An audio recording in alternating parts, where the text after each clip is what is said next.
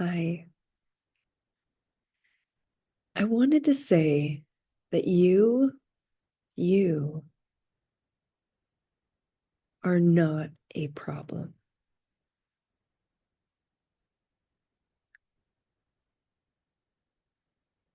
There are all sorts of dynamics that are happening, communication that's happening on all different levels, in all different ways, coming to us and from us all the time.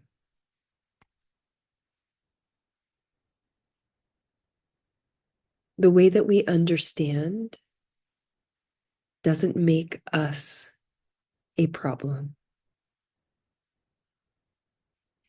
We are not a problem.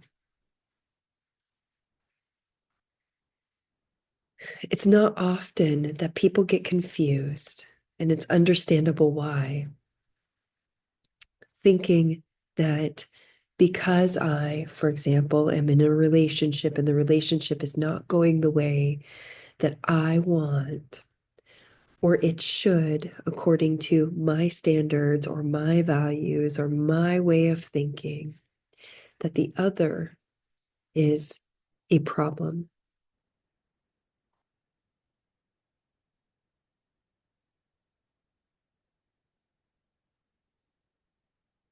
We can start to see with just that language that making an other a problem, it stops us from looking at ourselves and seeing the source of the problem.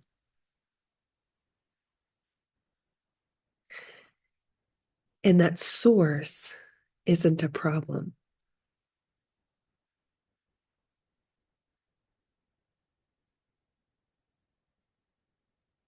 The way that we understand and that we comprehend and we make meaning and we strategize and we come to terms with,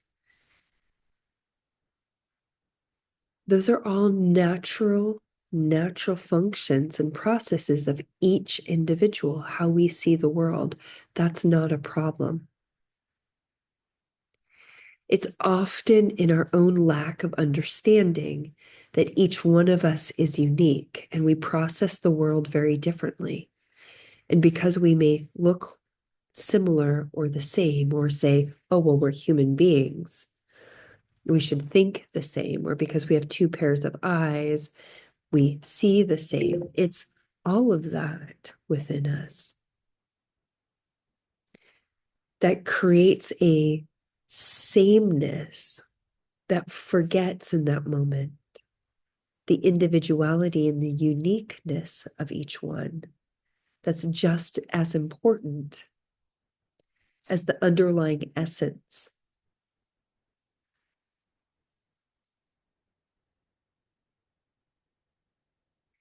We often see in relationship, because opening our hearts, spending more time with somebody, there's a lot more familiarity with the ins and outs. But each person comes to the table with their own life experiences and the way that they've interpreted their life experiences. So they come to the table with some sort of patterning or programming already present.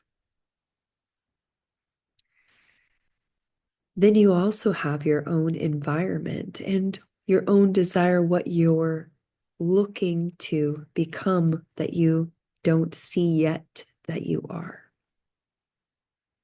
So two people get into a relationship, and depending on how I see the other, how I perceive the other, is often full of my own biases, my own judgments, my own expectations, and riddled with my own desires that want either something better than they want for themselves or want what I want. And often it's not uncommon that we get hooked in the what I want. And the problem isn't even in the wanting. The problem isn't even in the fact that we're in relationship with different points of views. It's that what arises, we think, has to do with something or someone else that isn't us. And so, certainly, if I'm going to resolve something, then either I need to convince you of what the problem is so that we can work together to resolve it, because there's a problem and you're the problem, or I create a problem for myself. I'm not good enough. I can't. And my personal way that I see the world, the way that I was raised, all of these other factors that arise in the moment that create an obstacle to me seeing,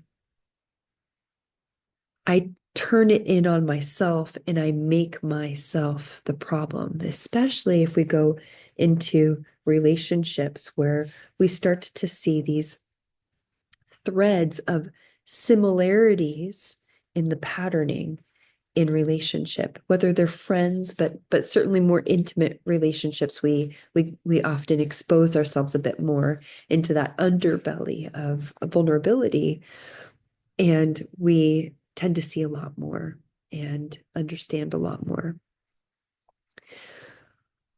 What's really helpful to remember is that we all don't see the same.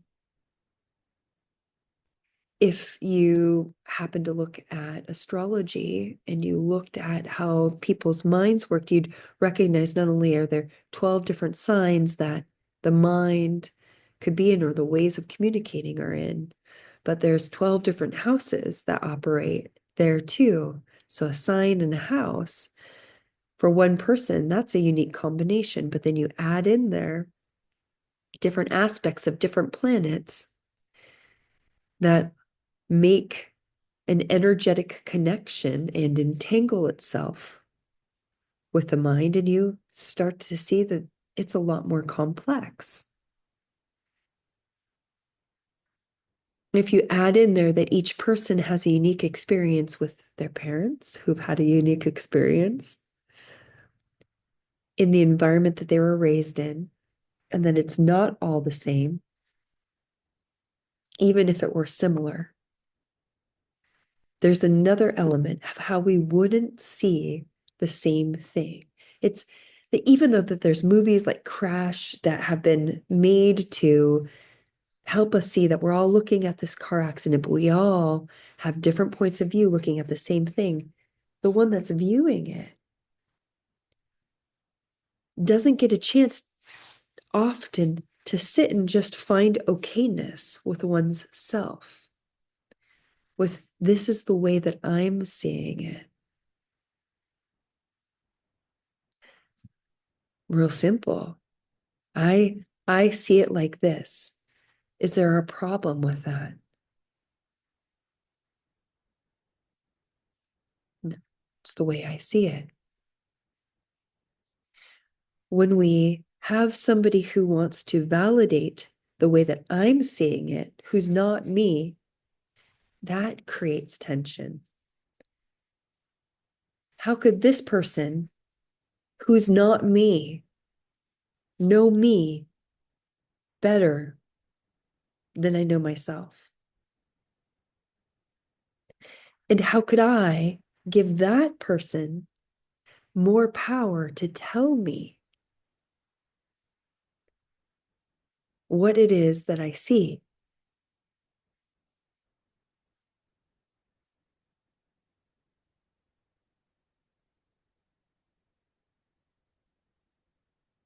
There's an interesting game when we start talking about the uniqueness of our perception. How many different lenses or glasses or goggles do we have on that we're seeing? How do we know if it's right or correct perception.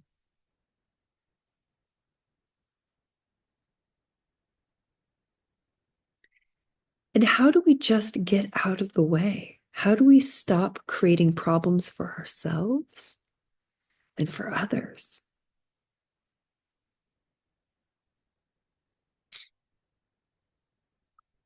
Often, when we just honor, we just fundamentally allow the other person to be as they are, to see as they see, to understand their alignment and grow and learn. And we do the same. We allow ourselves, both of us, space to learn, space to listen to ourselves. And in that space, seek understanding. We find compassion. We extend grace.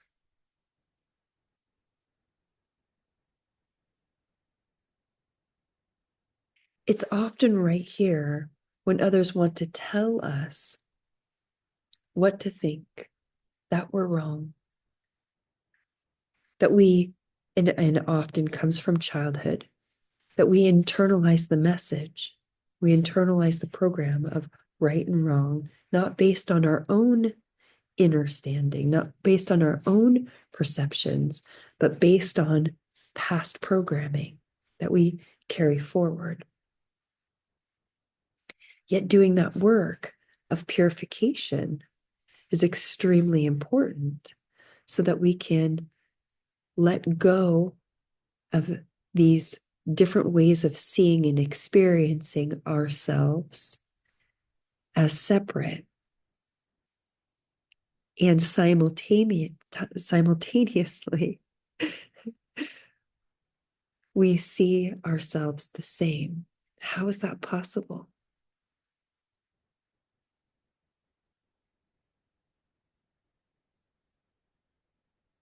I get that. I get that. I really get that. I grok that multidimensional sensation of I cognitively understand it, I get it, and I feel in resonance with it, and I unite with it in that moment. It generates something within me that says, yes, I get it. I know this. When we have enough of those life experiences where we've taken some distance back from the thing to peel back the different layers and see ourselves within that, we start to look at life and go, oh, yeah, I understand how they could have gotten there. I understand how their thought process could have taken them down that road. I understand what starving would generate in another person. I understand because I have that experience. Maybe it's not exactly that way, but you know what it's like, what someone may experience because you've been in a car accident too, or you imagine what that could be like. The pain, the hospital, the bills, whatever that facet is that hooks you or draws you to understanding, to unify the field and create more togetherness. And yet within that togetherness, that person who had the experience is still having their own unique experience from their own perception. And in that way, there's no problem.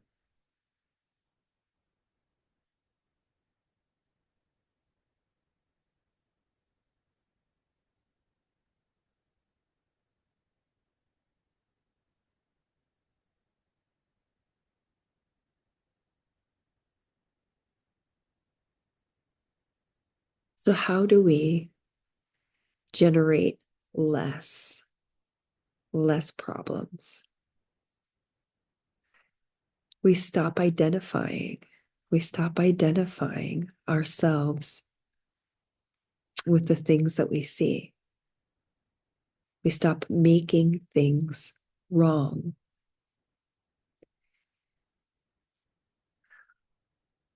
We extend more grace and we allow life to unfold and stay humble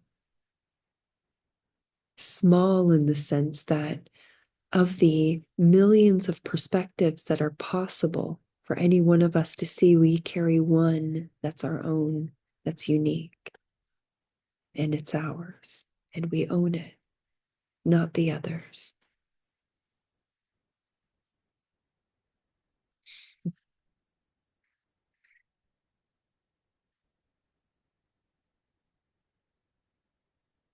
Thank you for being with me.